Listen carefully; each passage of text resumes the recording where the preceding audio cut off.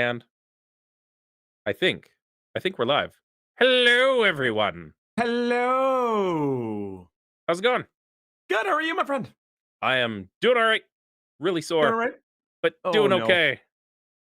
Oh James. Oh friend James. See, in Calgary, we have this thing where the snow melts and then it freezes again, and it melts and it freezes again, and it melts and it fucking freezes again, and it makes these things Oh, called is that how ice is made? sheets of ice all over the sidewalk. And my I made my the my BC brain just still has problems with the amount of ice that is here in Calgary. well, I mean, your West Coast brain. Uh, I yeah, lower mainland west coast. East Kootenay, uh, uh, rednecker boy. We got snow and a plethora of it in the mountains, but Sawasanite. uh, We done. had the fairies. Anybody want to co-host a podcast? Yeah,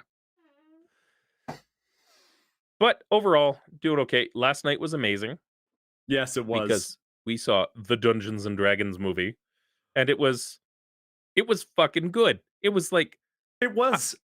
I might try and take my wife to it and see if she appreciates it, which is a I stretch, but I maybe. gave it a I would give this a B plus, A, a B plus to an A rating Okay. in the sense that I personally I give it an A, but I know that if I take somebody who is not a D&D person, they're going to be like, "The hell is that?" So and have zero context to anything.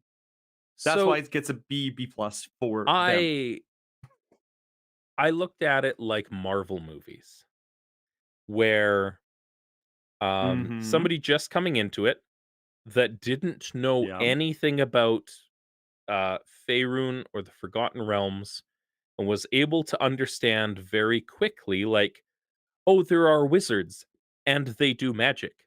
Oh, there are like tall folks and short folks and animal folks and dragon folks and cat folks and things like that walking around. Well, that's cool. Oh, and there's monsters and stuff. Okay, I understand the world now in the first like 10 minutes, right? I Yeah, didn't need a refresher course or anything like that to no, and enjoy it. that's fair, and it was quite good, but I think we're also looking through it through the eyes of we host a goddamn D&D podcast. There is that. But again, critical eyes because I was keeping an eye out for making sure that they did it right. Well, And I'm exactly. like, should they be able to do that at the level that they're at? And things like that. Okay, watching the movie, I don't think this is spoilish. What level do you think they are? Well, they released the stat blocks for all of the movie characters Oh, did they on D&D actually? Beyond, and they're bullshit. Of course they are. They're Yeah, movie like characters. no one it's more like they're like, "Oh, they're level 3," but they have hundreds of hit points. Okay, bullshit. Got it. Movie Yeah, like bullshit. Yeah, yeah. they're not Well, they're not player character sheets or anything. no, they're not. But you know what we need to do right now, though, my friend? I am very thirsty. Yes. Yes. We need to roll For for beer! beer. Is that what we're gonna do now? I hope not. Okay, good. It was a big Amanda says that you need to get a better glass at some point. Yes, I know that. I You need to ready? be able to see my liquid, Amanda. That's fine. 3, 2, 2, 1. 1. That's a 3. Huh? Yeah, see? Tonight, Huh? I have uh another donation to the stream. This is from Inner City Brewing. This is Bad Seeds New Brew. Say 5% alcohol. Listed as dark and dried fruits, apple, and a punch of tart lactic sourness. Again, the grammar kind of gets to me on these cans a little bit. It's just the right amount of bad from downtown Calgary. What do you have? I have Dry as Bones by Analog. I see. They're the And ones that did the it starts in a tavern and yes. what is it? Something else with snake like snack or Yeah, whatever it is. Snack. yeah. Snack. Yeah. Look at that. Look at that. Oh, yeah. Got a little bit of an optical illusion going on there. That's cool. Um, but yeah, dry as bones. This is a dry hopped brute ale, as in brute, as in champagne. Mhm. Um, so basically, just a dry ale. Okay. What it's kind of, and also higher carbonation. Okay. So, quick beer thing about carbonation. Um, Beers obviously have different levels of carbonation, denoted by parts per, I believe it's parts per million. Okay. So basically, you have your liquid, and within there's ways how to measure the parts per million of how much carbonation is in your beer. Mhm. There's different kind of tools how to measure it. There is a tool called a Hoffman, which actually feeds beer through it, and it will actually read multiple different things, including one of them being the amount of CO2 in the beer, Hmm. which is kind of an interesting thing. But let's start opening these because otherwise I'm starting going to start going on a Okay. tangent and I won't shut up. 3, 2, 1. One. Oh. So it didn't splatter all over the mic this time, That's but it good. did splatter all over my goddamn shirt. Yep. That's about right. Mm. All right. Pulling the dice Ooh. out of the cup this time. Yes. I I know you didn't. I know I didn't. It's a I heard thing it. now. It's a I thing now. heard it. It's a thing now. So we got kind of a dark. That Yeah. looks like a copperish, dark Yeah. reddish color. Something's telling me that's around a SRM of 15, 18. Once again, I would trust your knowledge on that because I And don't know. this is me taking a guess because I can't see through your glass. Hmm. Mm, I can see through this beer Yep, as I and was as pouring it. yes, but that doesn't necessarily denote the color because the color is based on like, or the SRM is based off of the color.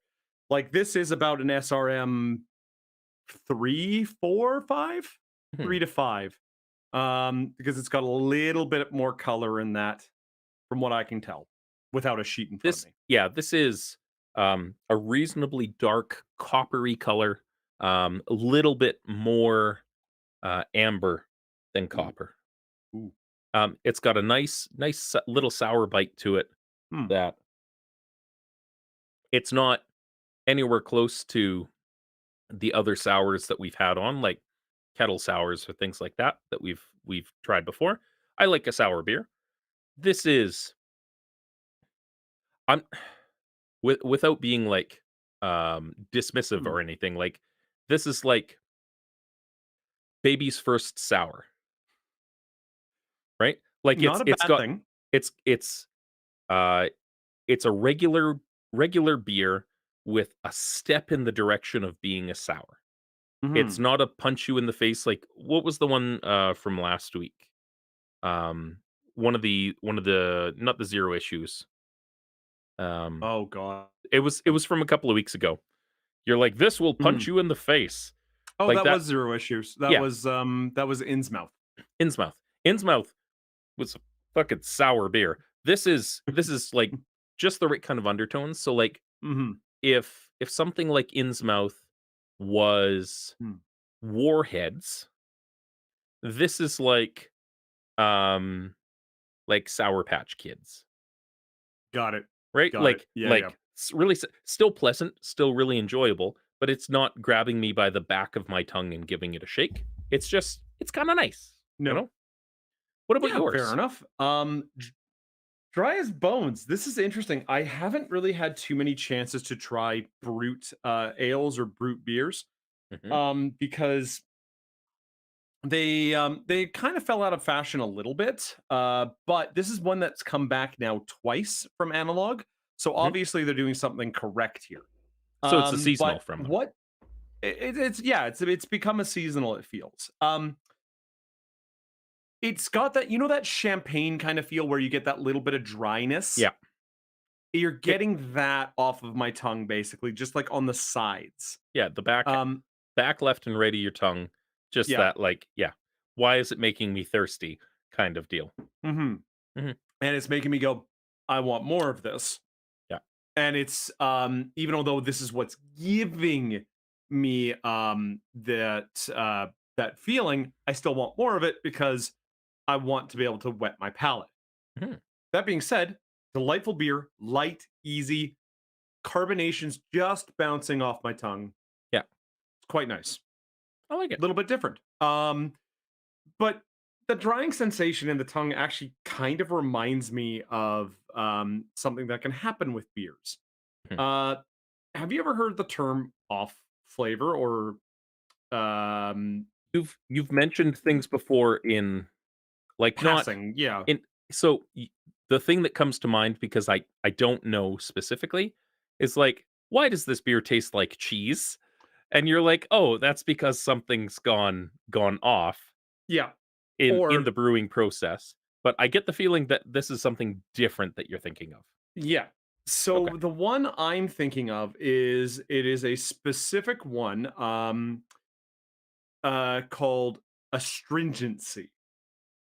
Yeah. Astringency is drying of the mouth while you're having it. So basically, think as you've had a beer that shouldn't be doing it. Not this beer. This beer was designed to do this. Yeah. But that drying feeling you get if you Mhm. have a beer that has that, that is called astringency.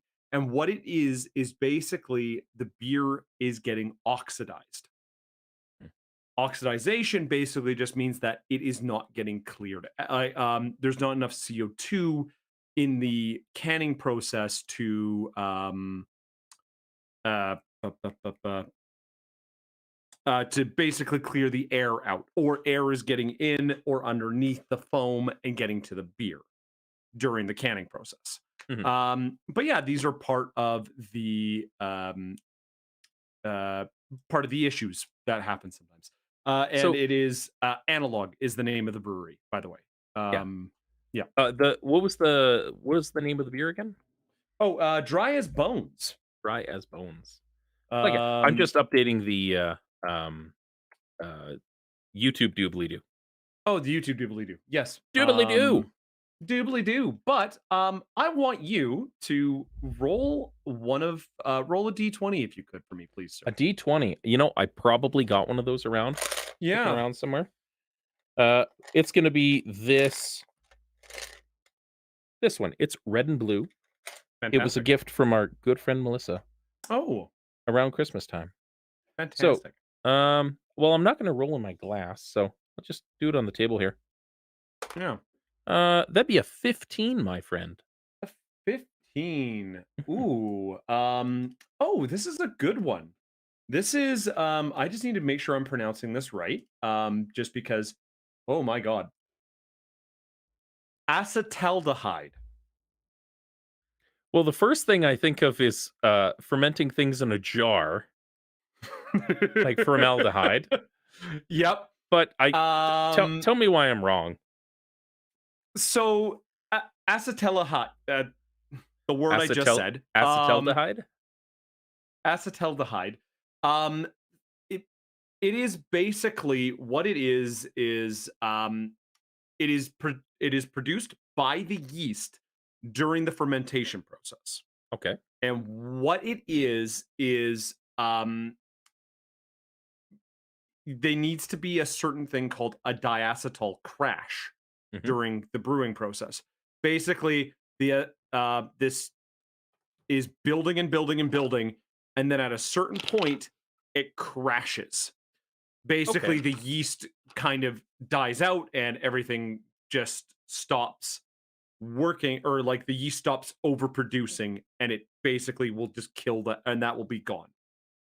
If that kind of makes sense. Basically, it's caused by this is reading off the website. It's produced by yeast during the fermentation process as a precursor to ethanol. Riley, Uh, Imma mhm. stop you right there because I'm getting a fuckload of sass from chat about how I chose to roll on the desk instead of in a dice tray. Who? Okay, come on So now. I'm grabbing, a tome of dice rolling. Oh, all right, all Yeah, right. it's them. It's them. It's It's the them. It's chuckleheads. them. It's It's the okay. Yeah, peanut yeah, yeah, yeah, gallery. yeah, yeah, yeah, Yeah, yeah. it's those folks. Yep. All right. We'll deal with them later. Mm. All right. Anyway, Mm. it is produced by this yeast during the fermentation process, and basically, it needs to have this crash so then it becomes ethanol alcohol. Okay. And if you do it too early, or if you try and can the beer too early, what you get is this almost green appley tastes. Like they describe it as squash like latex paint. And another None kind of of the words that you're saying make me wanna drink something, Riley. I know. And that's why they're called off flavors, James. But Uh I can't help but feel like you're leading to the point of there's somebody that prefers this as their beer. no, no, there's Okay. nobody that Okay. normally preserves yeah. Okay. Alright, alright. You can't yeah. But anyway, but there's also another kind of thing where there's like a slickness. Like obviously we're drinking beer, but like there could almost be Not described anymore. as a slickness in your tongue because of this off flavor. Okay. Uh Most of the time, most breweries are very good at making sure they're tracking their diacetyl crashes. Yeah. Because if you didn't, it's very noticeable. Mhm. Um, but it's one of those kind of very interesting things, and it's very preventable because as long as you're keeping a clean or like a clean tank, as long as you are letting the beer rest for the amount of time it needs to rest, it is you're keeping the temperatures at the right points they're supposed to be at, you're not going to create this issue. So what you're referring to is something that is truly unfit for human consumption? Not that far Okay. because 'Cause it doesn't burn your face off. it doesn't burn your face off. It's just a little bit like ooh, but you can also get it in minor amounts as well. Where it's just like you could be drinking a beer, then all of a sudden you're like, Why is there a weird yeah, why is there a weird thing here?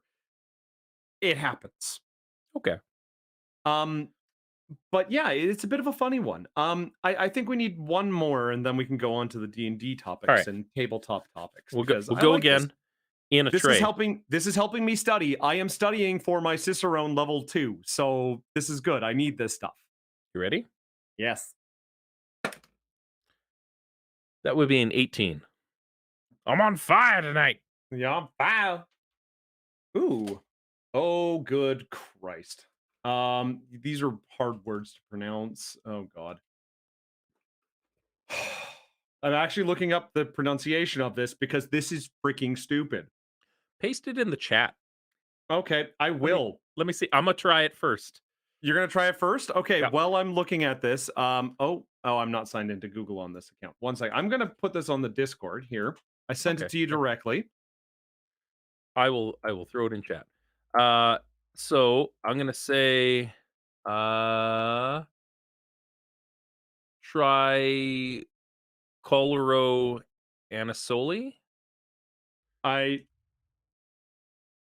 Hmm, try chloral anisole. Try chloral anisole. Apparently is how it's pronounced. okay. You know, let me, This is a new one to me, but I can't wait for you to hear what the common name for this is.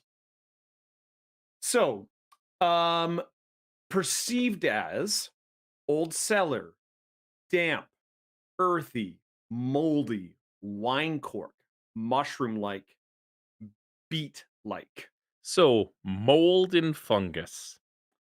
musty Oh, yeah. is the word they would use to describe this off flavor. Dank. The dank. No, dank is a good word for beer. Dank is Some a good word, but we'll get back. That's a topic for another day. Words to describe beers is going to be another topic for a different day. alright, alright. But this is caused by usually molds or fungus. contamination of raw materials. So, say you get a bag of malt and you don't notice that it got wet or something like that. Yeah. And then it dries, and then, yeah. So, that's where that one comes from. So, this is definitely the kind of, you need to make sure your brewery has good dry storage. Is there such a thing as um like I know that mushroom beers are a thing, Yes, I've never had one, but yes, I do know they are a thing. and I've heard them described as earthy, Mhm. and oyster stouts sometimes are made from an oyster mushroom, not Yes. a seashell oyster.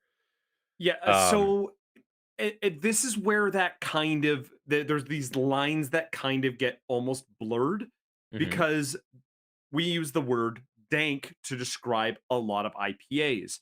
When there's a dank IPA or the dankness or things like that, beer people are weird. Beer people are weird.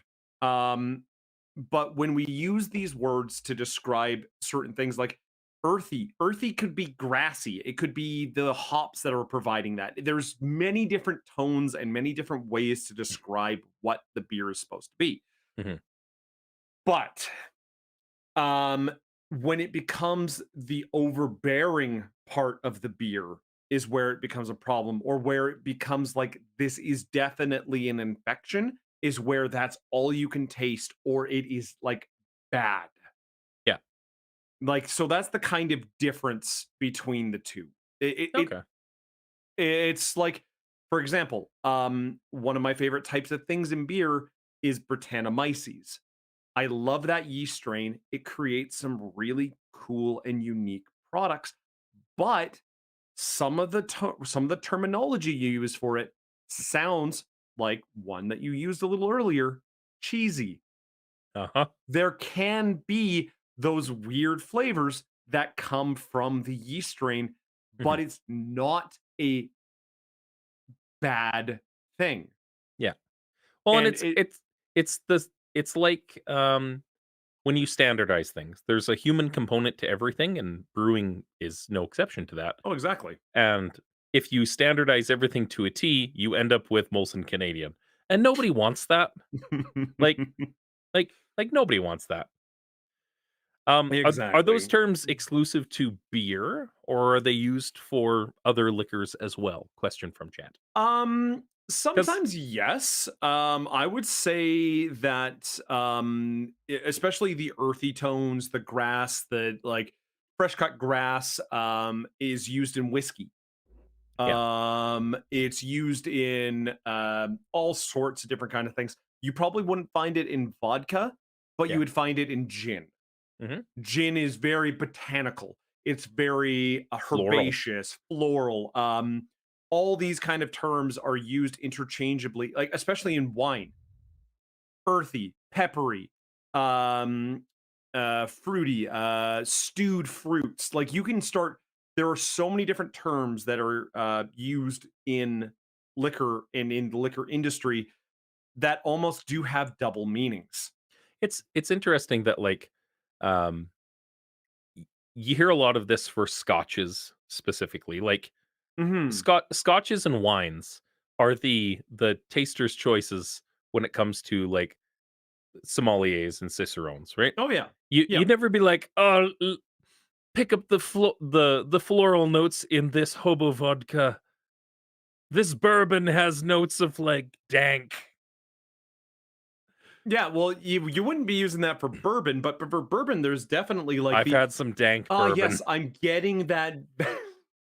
I'm getting the vanilla notes from the cask. I'm getting the Yeah, slightly cinnamony but cinnamony notes from the certain grains they're using, or uh, from the aging process, or ooh, they use Spanish wine casks, so I'm starting to get those uh, espers of uh fruits down grown down in Spain, and one people can get ridiculous. But we were anyway. talking about this morning because Mm, um tequila.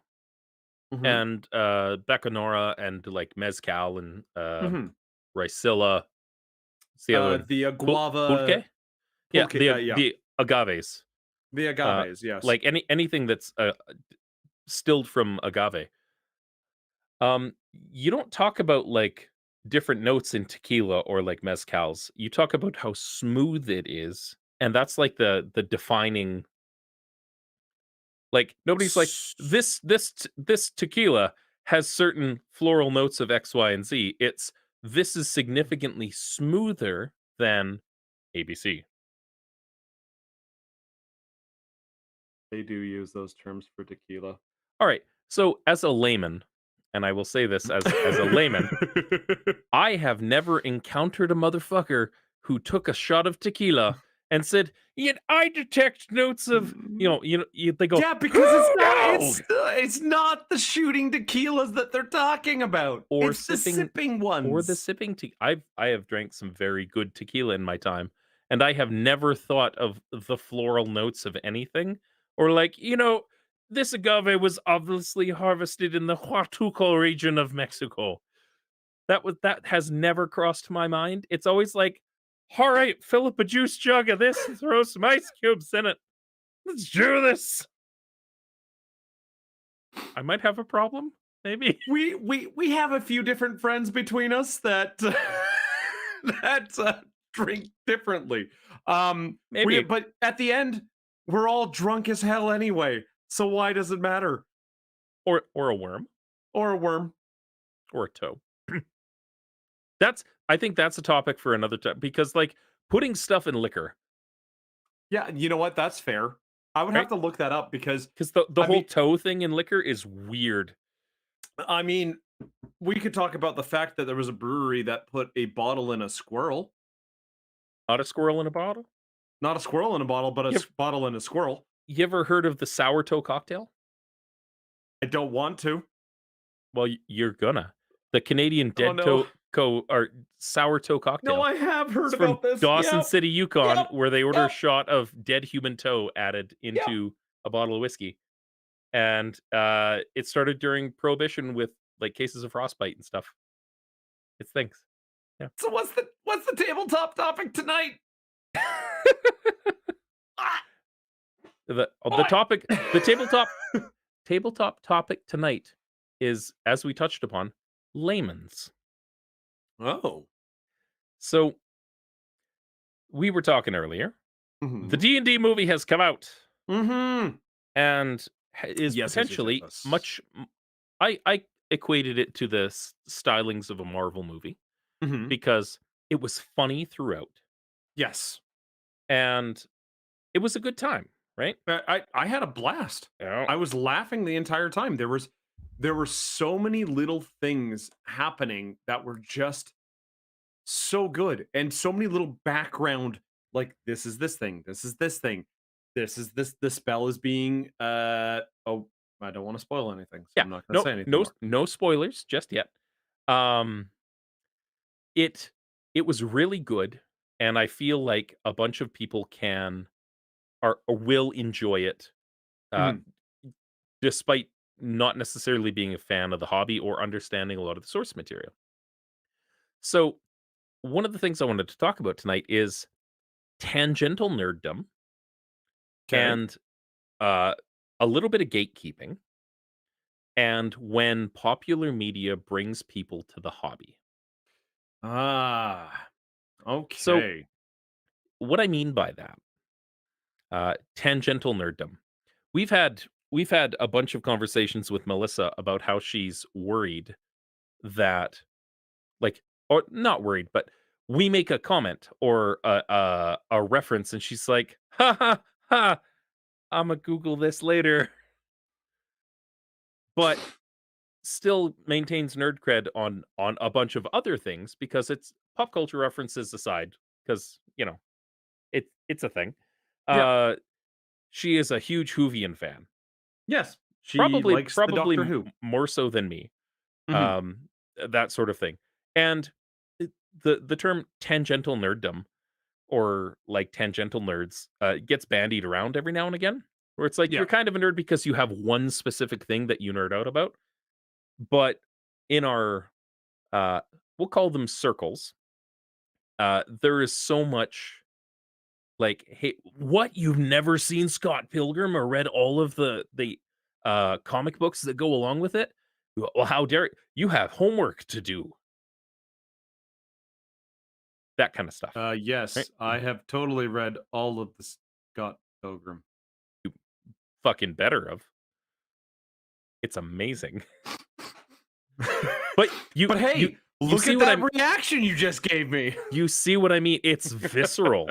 It's like, "What do you mean you don't, like like, love Marvel movies or, like, XYZ or, like, haven't seen 80 hours worth of, like, this anime series or Pokemon or Yeah, whatever," right? exactly.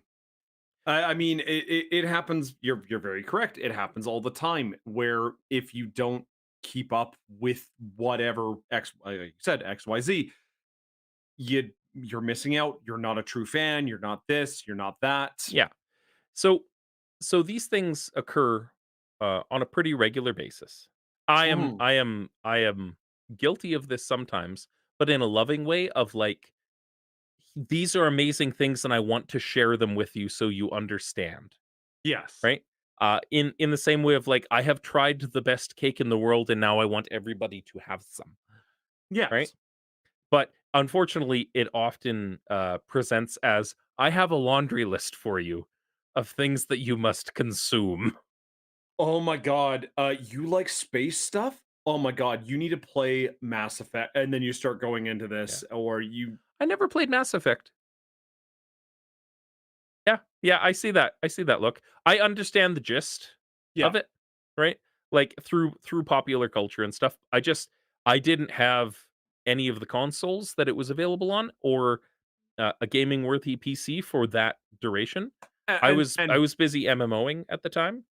and there you go. Yeah, And that's the thing. People have different times and different timings for everything exactly. because that's the way it goes. Um, but yeah, the whole tangential nerdism thing.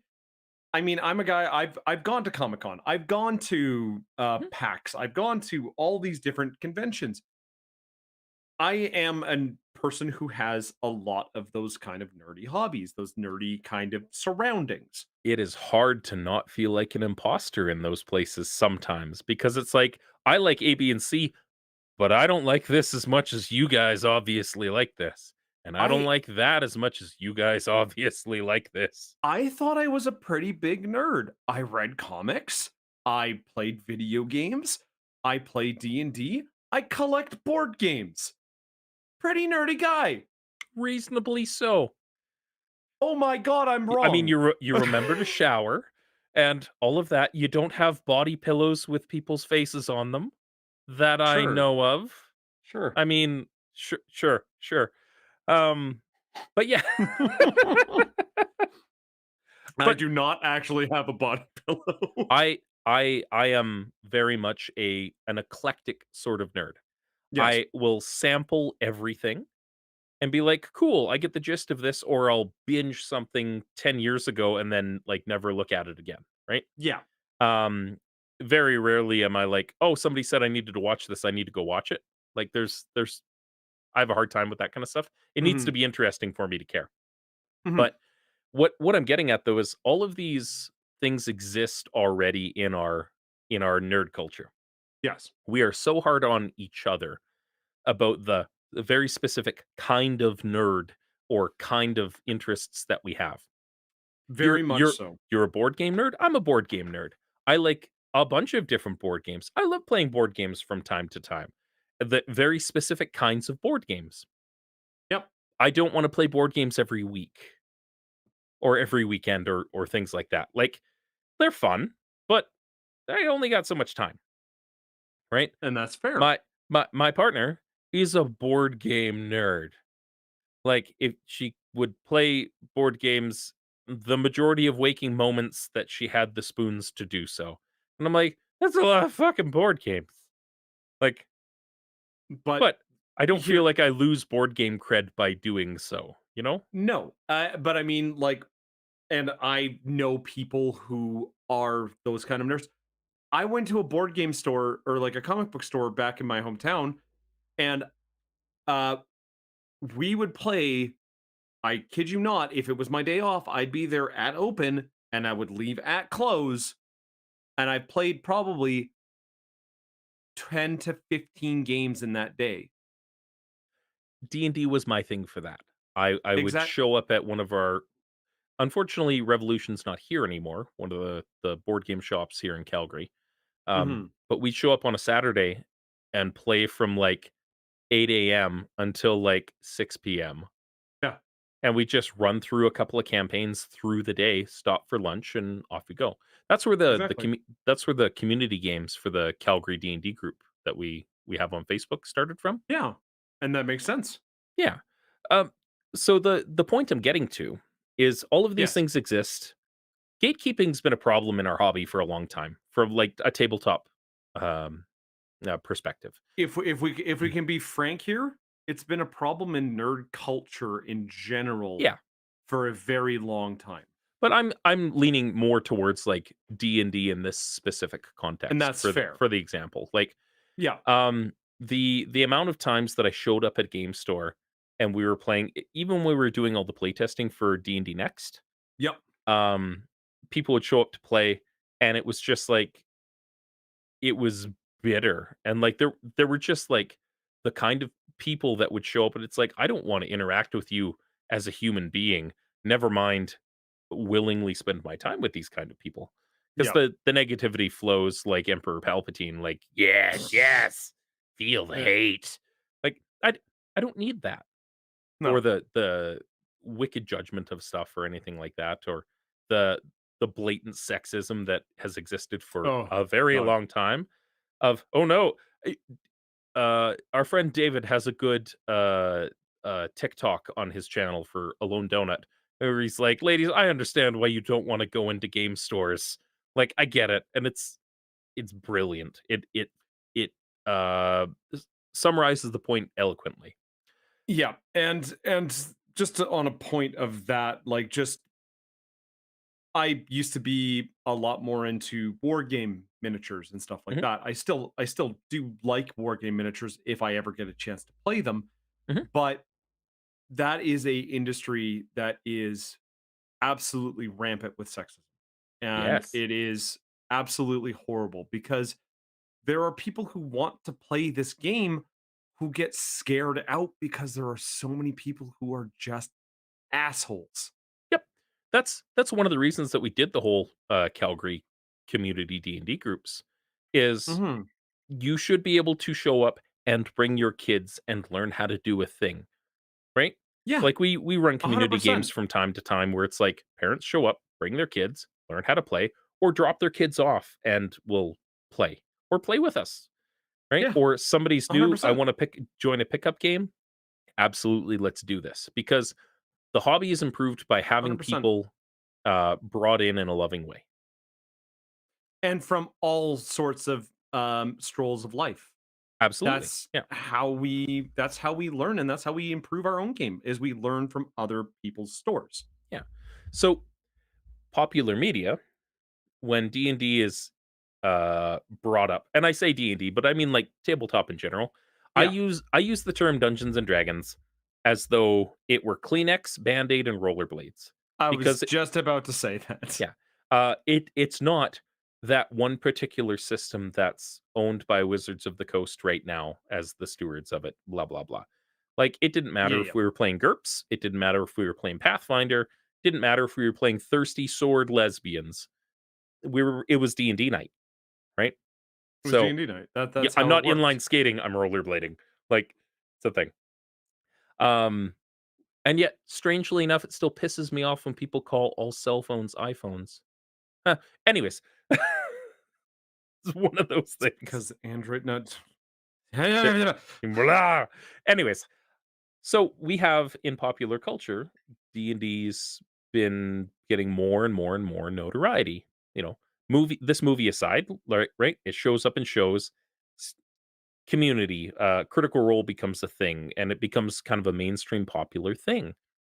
It shows up in things like The Big Bang Theory, and they're like, "Oh, well, that seems kind of interesting. How do I get into that?" And the the new D&D movie, there are people that are gonna see it that have no idea what it's about and be like, "Oh, that looks really cool. It's like a Marvel movie. Let's do this." And might And get they're into gonna the go in hobby. and they're gonna love it. Mhm. Yeah. So, it comes down to how do we make sure that the people that are looking the surge of people that are entirely brand new get without a patronizing, like, consoling pat on the back or a pat on the head, like, how do they get brought in a positive way, given what they need, and welcomed properly? Because there's a lot of, Oh, like the min-maxer community, for instance, is not necessarily the folks to do this. I am really no. having issues with Um, this cable tonight on my camera. I should do something about that. yeah. Yeah. Um, Well, then I can. But I was gonna say, like, you're very right. There almost needs to be that almost ambassador type person to try and just bridge that gap a little bit. yep. Well, and Um, that's part from of what we somebody who try and plays too do. much. Yeah. That's part of what we try and do with, our online community, right? Like Yep. the Calgary D&D group that we have, primarily on Facebook, and then we've got a Discord for it, is the idea of it is it doesn't matter if you're a new player or an old player or whatever. You can come in, you can ask questions, you can find groups that are open to new players, that sort of thing. Yep. Um, 100%. get help for builds, understand rules, all of that jazz. But One of the things I found pretty funny actually was today I saw a bunch of new people join that Discord today actually. yep, And it was actually kind of cool to see. yeah. And a lot of them are folks that played D&D back in the 70s and the 80s that they're trying to get back into it because it's Yeah. suddenly this mainstream thing again, right? Or somebody had this certain like hesitation about loving something because it didn't seem cool in their brain for a little bit. And it's like love the Yeah, things that you love, don't be ashamed of the things that you love and find cool. As long as it's not hurting exactly. anybody, fuck them. And why does it matter? Exactly. Yeah, As long as it's not hurting nobody, it's fine. exactly. And yeah, there's a lot of really kind of interesting thoughts when it comes down to um being that accepting group, bringing people in, Mhm. and doing that. And there's a YouTuber, of course, who does a very, very good job of that, and his name is Joe Cat. I So, I like a lot of Joe Cat stuff. Yeah. I do not like their crap guide to, like, D&D Really? and everything else. Oh, I love that. I love it so much. It a lot of it like, again, I'm a big fan of the channel, but a lot of Mhm. it, like, perspectives aside, it struck me as, like, almost patronizing for some of it, and I'm like, "This is not what I would recommend to somebody right off No, the hop." it's Like, definitely it's it's funny looking at it outside in from the hobby, but if there was somebody yes. first coming into things, I wouldn't. And, like, Critical Role tried to do something similar with Handbook or Helper, and Yes. it wasn't great. I personally liked just speaking about Joe Cat, I personally liked his brand new video that came out about just a few days ago. Mhm. The one called Grab Your Friends. It's a D&D Yes, song and that was solid, that that is was solid. that like those kind of the people who do that kind of outreach like that Mhm. where it's like literally it says don't be afraid to fuck up Yeah. cuz you're going to embrace it. Learn for next time. Try You know, again. And I like good messages. going to link that in the Yeah. chat actually because it's worthwhile. And again, this isn't going to make much sense for people on the podcast, but Yeah. Jocat, Jocat on YouTube, they do good work. And the Yeah. Grab Your Friends D&D animation, it's sponsored by Wizards of the Coast, and it's actually quite good. Yeah. It got sponsored by the movie, Yeah. but And there's just all those kind of brilliant things. There's brilliant creators who do those very I just want to say better kind of feeling videos. Yeah, the crap guide to D&D is tongue in cheek and it is very tongue in cheek, but it's meant to be that way for it. You know what the best experience I had for teaching a lot of new players how to do it right Mm. is, one of the people in chat, uh, Nadine, they do a bunch of the some of the maps and stuff, that we've used in the past were done by them. They have an Incarnate, shop as well. Um, they organized that whole, West Marches game that, Tracy and I did for, about a year, Oh, okay. quite a while back. Yeah. And the number of, like, completely new players that joined that was pretty solid. Like, we had, like, 30 or 40 active players in it grabbing games and stuff.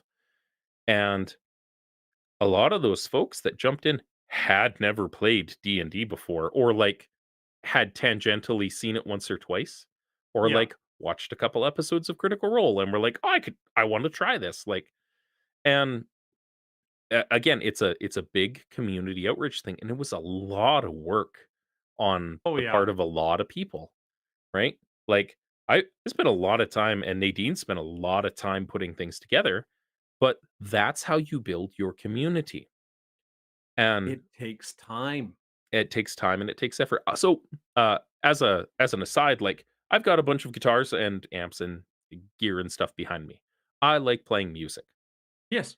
And one of the things that I like doing for the music community, like, in the same sort of vein, is you support local shows and show Yeah. up, buy tickets, that sort of thing. I got little kids. I can't go to a bunch of local shows the majority of the time. But one of the things that I like doing is combing marketplace for broken down, beat up ass guitars, and I bring them home. I'll buy something for like $20 or $50 or whatever, Yeah. and I can put like 15 or $20 worth of parts into it and take some time and fix it, and then I go donate them, right? There you go. So I've donated a bunch to School of Rock and just like uh friends who couldn't necessarily afford stuff for their kids, that sort of thing. Makes And sense. because that's how you support the uh your local music scene. And that How do makes sense. you support your local gaming community? You host Going events for them to show up to, Yeah. right? We a couple of months ago, we put on a thing through D6 Board Game Cafe, and we said we're gonna host a thing for a bunch of neurodivergent kids. Show up, play. We have people that are familiar with a lot of the intricacies of neurodivergence, and you want to play with your kids. You want to play or drop them off and let them have a good time for 4 hours in a safe, like, caring environment, and let them have a good time. We will do that. Off you go. Yeah. And it's not because it's a marketing ploy or anything like that. It's That's how you build your community, because you take the time to inspire the folks that want to get into it, because then they'll do the same, Exactly. right? The better stories that we all tell together, everybody's going to have a good time. We're There going to there Oh, go ahead. I was gonna say that there was a program, by a company called Privateer Press. They're a Why does that ring miniatures a bell? they make War Machine and, Okay. war hordes. They Okay. used to have a thing that called, press gangers. Mhm. What was a press ganger? A press ganger was somebody who, convinced people to join pirate ships. Oh, yeah, yeah, So, press gangers were people who worked out of different hobby stores. They yeah, didn't work, but they volunteered to teach the game and do things like that. And Privateer Press recognized them and used to send patches or other things like that to these people to show their appreciation. yeah, But because of the kind of judge magic thing that happened, they had to cancel the program, which really sucked. yeah. But those are the kind of things that build communities when there are those people that are passionate about it and want to do it. That's why I liked DMing for, like, Adventures League. But again, it's hard to maintain that schedule constantly, Oh, yeah. right? So we I showed up to Adventures League to find a bunch of good players to play in other D&D games. And I don't mean good as in, like, really know what they're doing, as in like enthusiastic people that were going to show up. Oh yeah. And we had a lot of really good games, and we built out like we had 4 or 5 tables all playing modules sometimes in a game Oh yeah. store. So 4 DMs all running the same module for 4 or 5 players. And you could come in reasonably the next week or 2 weeks in, because we did it sometimes biweekly. Yeah. Um, and it doesn't matter if your DM wasn't there, you could sit down and join a table and reasonably be at about the same place that you were before. Suspension of disbelief a little bit. Of course. Um, but part of that goes into um, so how we run our games when we're playing 5e on our stream. Mhm.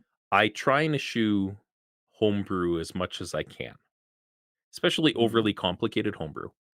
And a big part of that is because anybody that's tuning in, say you've got somebody new that they've got a player's handbook, and Yeah. that's all. They should be able to recognize what's happening on stream and be like, "I know what that is. That's Yeah. on that's on page 37.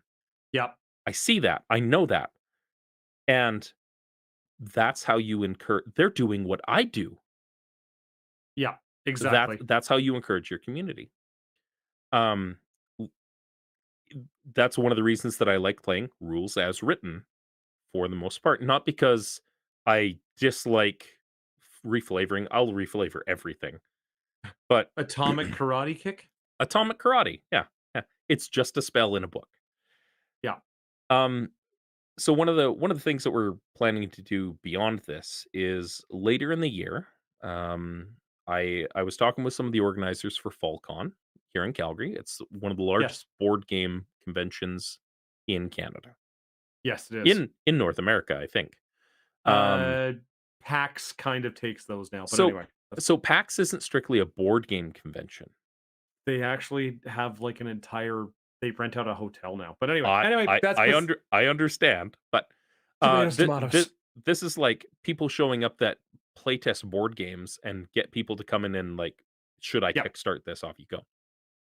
So, what we're gonna look to do is rent a bunch of tables or, like, go in as presenters, and maybe we can have some sign-up sheets or some drop-in sheets or whatever. There's some logistics to figure out for it, and have folks come in. We'll teach them how to play. We'll run them through some simple modules that we write. Or, Fantastic. like, sit them down and be like, "You're gonna paint goblins today," and you can take the goblin home. Because there's so many things where it's like, "Oh, those things look really cool, I could never do that," and it's like, "Really? What what's stopping you?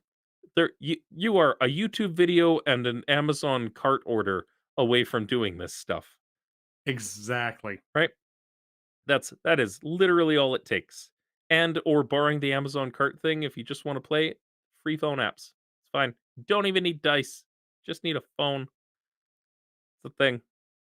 Don't But you have phones? unfortunately, Sorry. Enos doesn't have a phone. Sorry. It's okay. God His damn phone it, Blizzard. phone d phone doesn't have a oh, that's the reference you were making. Yeah, the Blizzard was making some right, um those were the best decisions ever. Oh. Like, that's some top-notch, hamstringing your own community, Blizzard, but Oh my god. that's a Anyway, topic for another day. how to alienate your audience. So, if you haven't seen the Dungeons& and Dragons movie yet, uh, Go see it. go see it. It was really good. It Like, was. you know you know what I love the most? Mm. The callbacks, all of the Easter eggs, the little things that I was like, "I know that. I know that. I played that. That's from that module that Ryan ran us through." Potatoes. Well, and potatoes, yes. But no, like, it was really good. And, how familiar are you with actual plays? With Like actual like plays? like the Like, original D&D podcasts that started way, way, way back when. not too much. So, do you know, Deborah Ann Wall? The name sounds familiar. So, Deborah Ann Wall is, she ran Relics and, Rarities. Mhm. Um, Chris Hardwick was in it, Ashley Johnson was in it. Oh, Um, oh, whoa. yeah. Uh, Okay. they this is like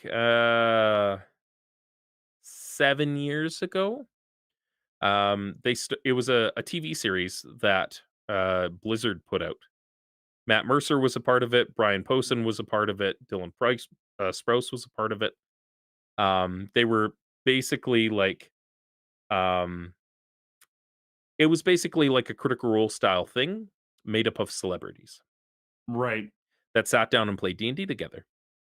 And Matt Mercer DM'd a lot of it, but wasn't the only DM for it. Mhm. And they kind of paved the way for a lot of like actual plays because Mhm. they showed that you could do it differently than say what Acquisitions Incorporated was doing it. Yeah, Relics and Rarities was the Deborah Ann Wall stream.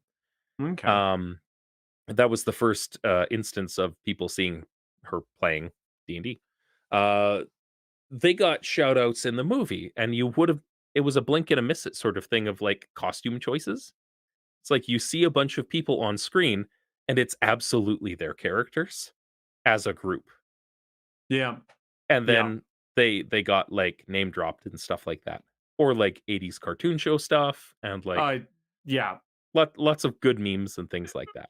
Yeah, but we won't go too much more into it because No spoilers or no anything like that. spoilers. No. It's just those were the things that I'm like, "That that that is worth my ticket price of admission right here." Chonk. Yeah, exactly. Chonk. But this is good. I like it. That's good. What are we gonna talk about next time? Oh, if we're gonna be talking about the next beer topic, Mhm. what was that? We were when we were talking there. What was that thing that we said, or that I said was kind of sideways or kind of prevalent? Naming conventions for beers, like Yeah, the different kind of what are good words, what are bad words, what are words in beer? I like that. That's that is 100% what we look at, and I think Mm-hmm. by the time we roll the next one, we might have another playtest packet out for one D&D. So I should Ooh, actually retcon myself a little bit. We're going to talk about errata because I'm ooh, retconning even myself. better. So errata is a prevalent thing in our hobby, It's a prevalent thing in a lot of nerdy hobbies. and I need to correct myself because last week I said paladins can't smite with anything except for paladin spells. And they errated the shit out of that, saying that if you, like, subbed to another class, you could, use those spells for your smites as well. But that came later because my player's handbook is from 2014, and that wasn't errated until, like, 2017. But, you know, Fair enough. it's Well, a thing. heck yeah. So, next time we're gonna talk about errata and, Yeah. modifiers. You know what? That sounds like a great idea because, what else can you do but change I it said up? errata, not a cata. There's the cat on screen for the podcast. I'm trying to get her to meow, but she won't. Meow. I like it. But that said, thank you all for stopping by. If you like what we're doing, please comment in the video, not just in the chat, but on the video itself. Like, Yeah. subscribe, share it out with your friends. If you're so inclined, there's some links in there. You can buy us a beer or coffee or anything like that. We accept multiple beverages. We have many Coffee, mouths, coffee, many coffee mouths. is coffee is my other sin. Please support it. There is that.